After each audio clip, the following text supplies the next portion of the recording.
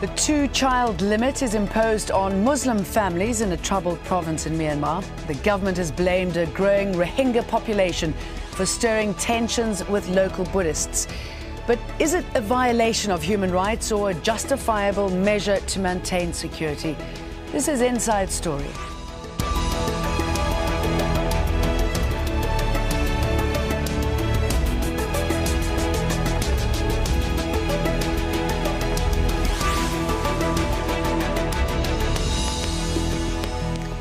Hello, welcome to the programme. I'm Jane Dutton. They've been described as among the world's least wanted people and one of the most persecuted, the Rohingya Muslims in Myanmar. And a government-appointed commission says their rapidly growing population is a serious threat that's making ethnic Buddhists feel insecure. Hundreds of people were killed and many Muslim villages burned down in communal violence in Myanmar's Rakhine state over the past year. Rights groups have accused the government of an organised campaign of ethnic cleansing against the Rohingyas. Now, local officials have limited family size in the townships of Butidang and Mandau to 2 children and banned polygamy. The restrictions will apply only to Rohingya Muslims and not to any other ethnic group. The Rohingya have been classified as stateless since 1982. And last July, the government didn't include them on an official list of 135 recognised ethnic groups. That means they can't claim Myanmar citizenship, they can't travel without permission, they can't own land, and now some of them can't even have more than 2 children. Let's bring in our guests to discuss this. In London, Tun Kin, human rights activist and president of Burmese Rohingya Organisation UK. From Bangkok, Phil Robertson, deputy director for Asia, Human Rights Watch. Tun, what do you make of this? Well, this is actually, to drive out the Rohingya people from Arakan. This is their ethnic cleansing policy against Rohingya people to get rid of from Arakan. What the president thinks he have policies for a long time. What his own proposed policy to send Rohingya third countries, expelling from Burma. The other way, this is a kind of diversion that distract the attention of Rohingya genocide from international community. So this is what he want to show to the international community. That is what he want to implement it, in my opinion. Why would he want to show this to the international community? I mean, does he think it's smart, it's clever? Well, because now they want to show that the international community that Rohingyas are much population, but this is a kind of baseless accusation they want to do. But international community already well known, as far as we know, that genocide against Rohingya is practiced by President Thein Sein government. So this is the only way he just want to divert the attention of Rohingya genocide. And is this a done deal? There's no going back. I mean, were you aware of this conversation to limit it to 2 children, to Muslims there having 2 children? Well, we are aware of this, yes. This is what commission report, which was backed by President Thein Sein government. Internal commission report have mentioned this. Instead of, leading for peaceful coexistence, leading for peaceful peace and stability and political solution, they are mentioning, limiting of 2-child policy, increasing security force, and these things are heading towards more to get rid of Rohingyas and to drive out Rohingya people from Arakan. Phil, from a human rights point of view, what's your perspective? Well, this is a policy that's clearly discriminatory. It's a policy that has existed for a number of years. It actually goes back as far as 2005. There have been township regulations limiting births, particularly of newlywed couples, and also marriage restrictions, requirements to get permission to marry.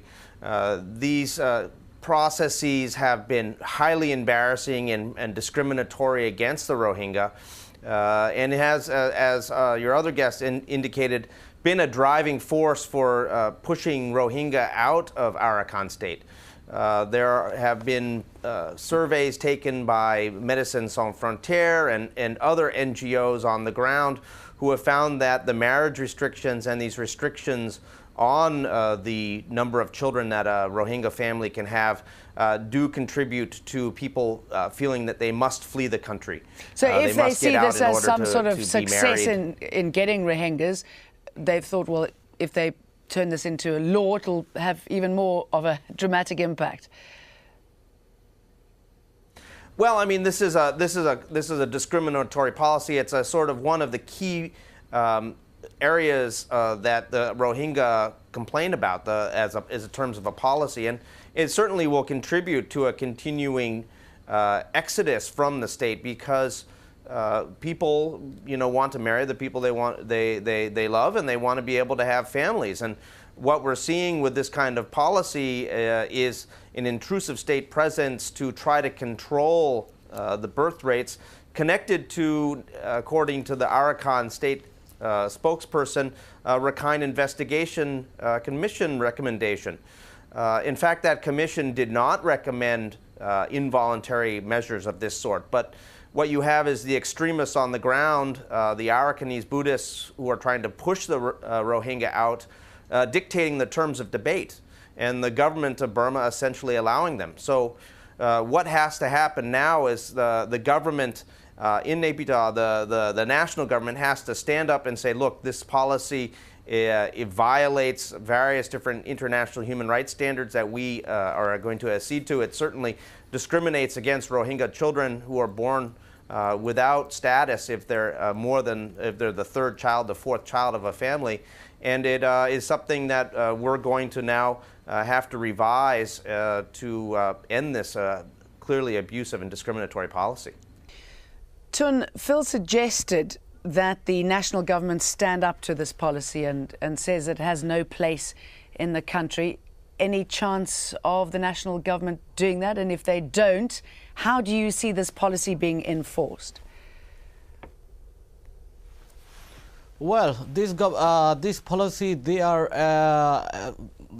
it's been going actually for a long time, I should say, in northern Arakan state, particularly where mostly Rohingyas are living. Restriction of movement, marriage, education, things, serious human rights violations were going on, particularly restriction on marriage are taking for long, 3 years to get a permission. So international community did not know about it. Currently, this is officially, they are moving more forward, ethnic cleansing policy against Rohingya. So what we can see is they are they will drive out the Rohingya people from Arakan. That is their state organized policy. That's why they are also putting this two-child policy is the problem of the recent violence in 2012. This is also, they want to hide pre-planned violence, what they did in 2012, June and October.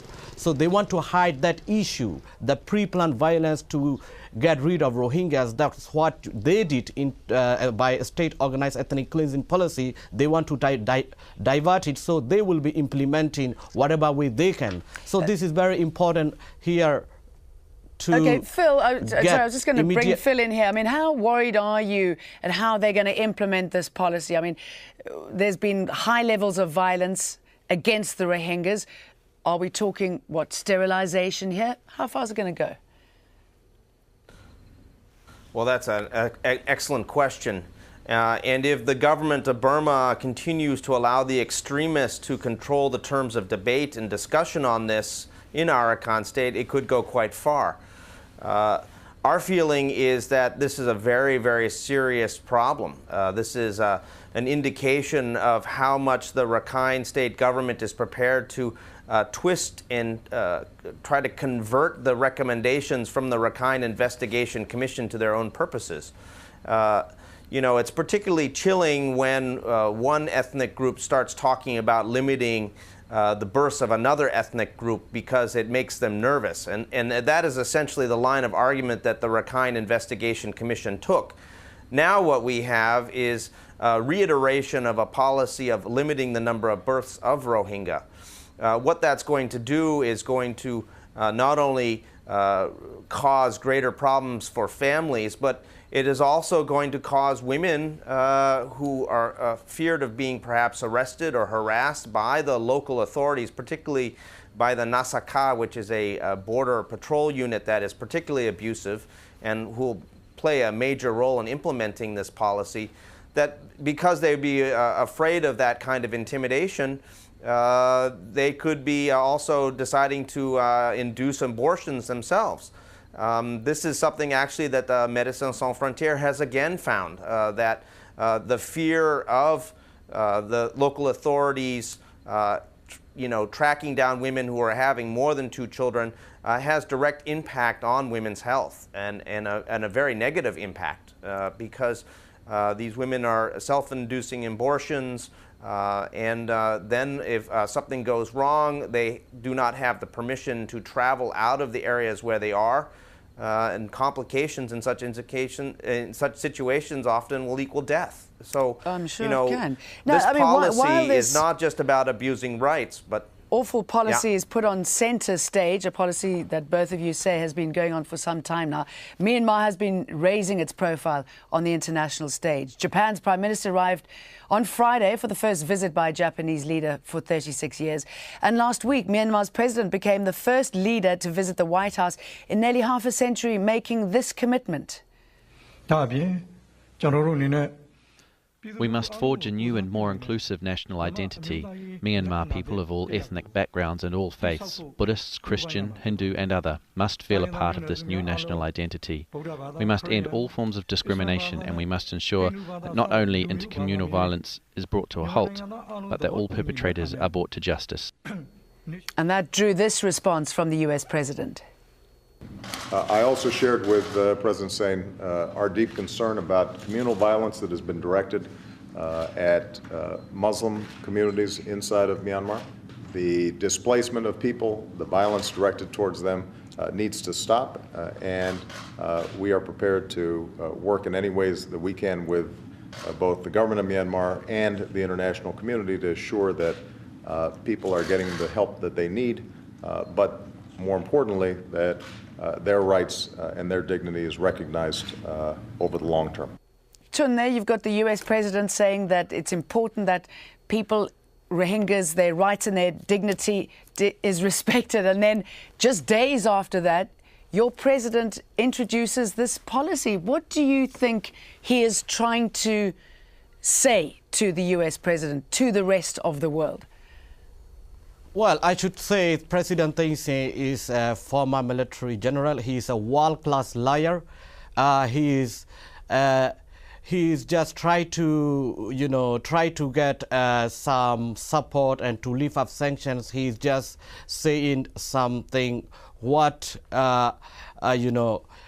whatever support he can get. But international, like US government, they have to see what is happening to the ground particularly. They should not go straight away that far relaxing sanctions and these things, because we are repeatedly calling for US government, UK and OIC, EU and UN international communities to calling for international investigation to establish the true facts and to bring those responsible to justice and to stop more further violence against Rohingya people. But and what sort of response are you getting to your calls? I mean, I know you've spent some time with David Cameron, the UK Prime Minister. What are they saying to you when you raise these issues faced by the Rohingyas, and at the same time stepping into the country and opening up and doing business with it? How do they justify that?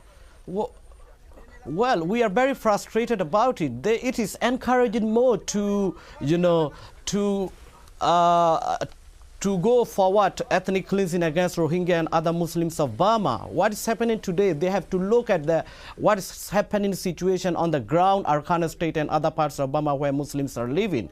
So this is very shocking, and if perhaps, they should go actions to action, but they are lifting up sanctions straight away, and they are not looking at what human rights abuses are taking place. Still, the ethnic cleansing and Human Rights Watch have well documented crime against humanity is perpetrated by President Thein Sein government. So they're not listening on it. What we want to call to the U.S. country and others is actually they should support on UN Commission of Inquiry to find out the true facts what happened in Arakan state. They should raise about 1982 Citizenship Law Amendment.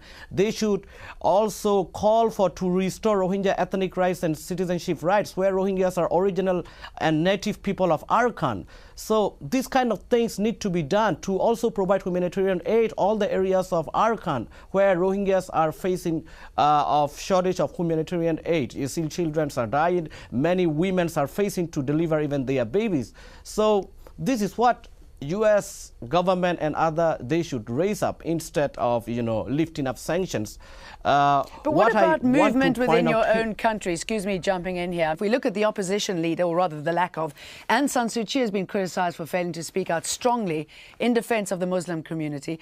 But she was drawn after 7 Muslim men were convicted on Tuesday of killing a Buddhist monk during unrest in March.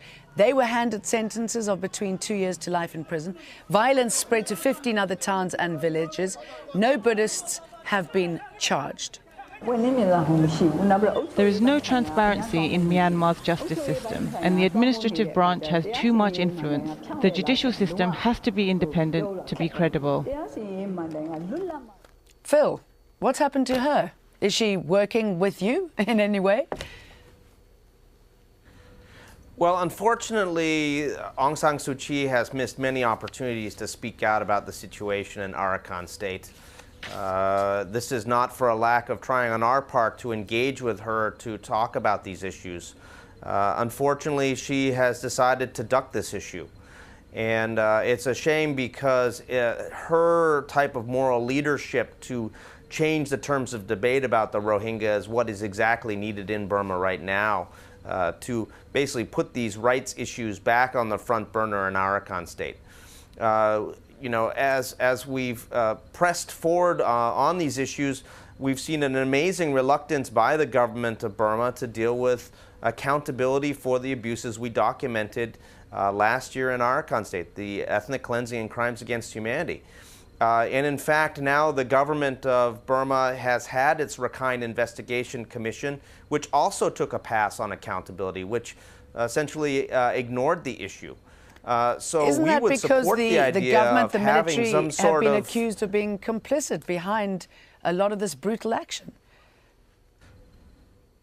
Well, I mean, this is part of the issue, but that's why we think now that there has to be some sort of international component of an investigation into what is happening in Arakan state, because essentially the domestic Burmese mechanisms have been tried and have failed on the issue of accountability.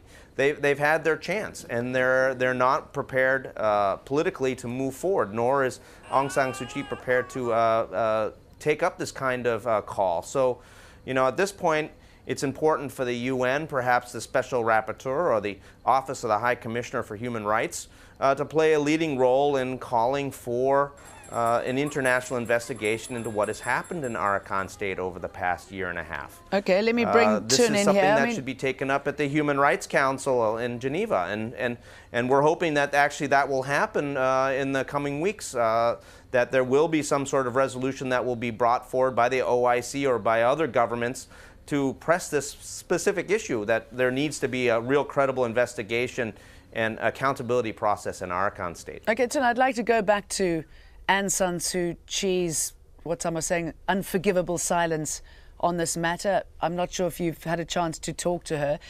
I mean, I know that she's said that the Rohingyas should remain within Myanmar's borders, and she said that they're not Burmese and so are not her concern. Well, surprisingly, it is very, very, a tragedy for the Rohingya people. We have been supported National League for Democracy for a long time, since 1990, and our Rohingya parties were alliance with her, and we Rohingya organization, particularly Burmese Rohingya organization, UK and other Rohingya organizations worldwide, we did campaign to release Daw Aung San Suu Kyi, and including Daw Aung San Suu Kyi and other political prisoners. We working together for the interests of future Federal Union of Burma, and Rohingya were recognized as an ethnic group during democratic period. And what I have seen in front of British Parliament, where I was there, she has been talking that the best progressive time in Burma was parliamentary democratic period. On that time, Rohingya was as an ethnic group, but she is not saying anything today. Instead, she is, silent. So this is encouraging more to the Burmese public to see the Rohingyas as a stranger or illegal immigrant. She can speak up. In the case of injustice, she can't be silent at all. She can't be neutral. She should stand up and she should speak up. She was respected by all the people of Burma, and also she's an icon of Burma. She's certainly not keen to do that, or hasn't expressed any desire to do that. Can I just quickly bring in a fact here? We've been talking about Burma and Myanmar, and when the military junta took over the country in 1989, they called it Myanmar. They didn't put it to the people. They didn't put the name to the people, but the UN does recognize it as Myanmar, if that's led to any confusion. Now, as you can imagine, we've had strong reaction to this on Facebook. In fact, every time we talk about the Rohingyas, we have strong reaction on Facebook. Gayla Taylor writes, to pick on one group based on their religious beliefs, no matter how much you disagree with it, is wrong. It just encourages them to hide their faith and build up resentment. Bella Yakubu says the whole world will be silent about this 2-child limit since it's Muslims, but if it's other religions that are given this treatment, the whole world will come out and protest. But Melchior Muller-Spuder tells us you guys don't understand. Myanmar is enforcing these policies because they want an ethnic civil war. And the world is welcoming the present government of Burma from east to west, says Amir Butt, aiding and sharing dinner with them. We are living in a shameful world. And Amir Butt might have a point there. Phil, it's a shameful world. A lot of people talking about what's going on in the country is reprehensible. But how would you suggest this issue is dealt with? There are so many people within Myanmar who find the Rohingyas despicable. They don't want to live with them, from high command all the way down to the streets. So what's the solution? Well, I mean, ultimately, these people are going to have to recognize that Burma, to be successful, is multi-ethnic, multi-faith, and that many different groups are going to have to be able to live together. What we're seeing on the ground in Arakan State is essentially no commitment by the national government to reconciliation between the Rakhine and the Rohingya. We've essentially seen no progress on the ground since the violence that took place last year in terms of trying to reintegrate people back to areas where they fled from and trying to tone down or stop the hate speech that is coming against the Rohingya. So the government is failing on its basic duties to protect all people in the country. Ultimately, we're going to have to start with the course of the... Tun, what would you suggest that the government do? And maybe the Buddhists do feel that they are in a position to respond because they feel hard done by. Well, this is the government. The government could do anything. The government could stop any attacks. This is the government state organized policy. They're going forward. What we can see here, this government have they can. If they want to, if they're willing to, they can stop anytime. Today, you can see anti-Rohingya, anti-Muslim, campaigning issues are going on everywhere in Burma, in parliament, in military generals, in public. You can see everywhere. So, the government have to, introduce anti-racism or anti-racism laws. These kind of things should introduce for the long-lasting peace if they want to see in Burma. All right, gentlemen, thank you very much for talking to us about this 2-child policy imposed on Muslims in certain parts of Myanmar. Thanks very much to my guests, Tun Kin and Phil Robertson. Thank you very much for joining us, the viewers. You can find this programme and many more at aljazeera.com. Just follow the links for programmes and Inside Story, and you can leave us your comments there too. From me, Jane Dutton, and the team, goodbye for now.